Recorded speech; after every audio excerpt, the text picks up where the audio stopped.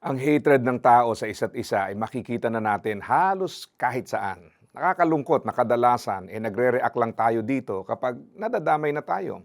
At tila wala tayong kabigatang nararamdaman kapag hindi natin nararanasan ang epekto nito. Ang gulo sa ibang bansa ay nagkaroon ng epekto sa presyo ng bilihin dito sa ating bansa.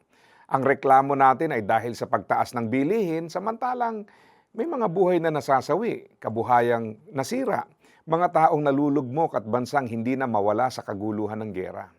Minsan parang nakakahiya na merong mga tao na gagawin ng lahat para magkaroon ng kapayapaan dahil hirap na sila. Tapos sa ibang lugar naman ay laging gulo ang hanap.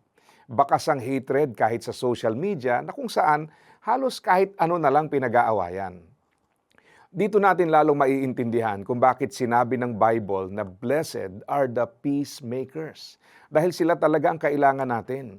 Ang peacemakers ay hindi yung taong hindi sumasali sa gulo, kundi yung mga taong instrumento upang ito ay matigil at maiayos. Samantalang ang iba ay nangaaway, nagpapakalat ng lagim, nagpapalala ng sitwasyon, merong mga tao na ang hangad ay pagkakaisa, kapayapaan, kaayusan, pagkakasundo. Alin ka ba sa dalawa? Peacemaker o troublemaker?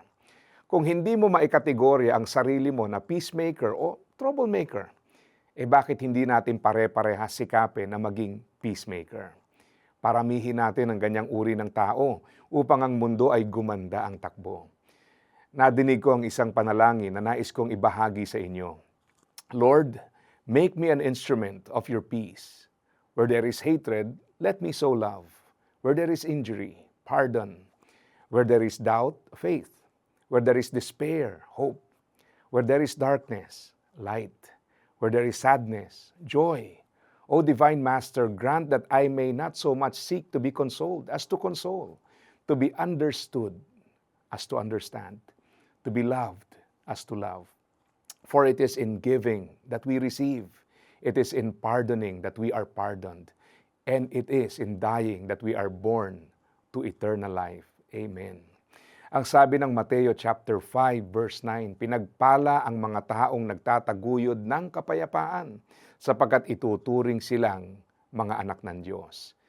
Italaga natin ang sarili natin na mula ngayon ay magiging peacemaker tayo at nawa maging tunay na instrumento sa paglikha ng mas mainam na mundo.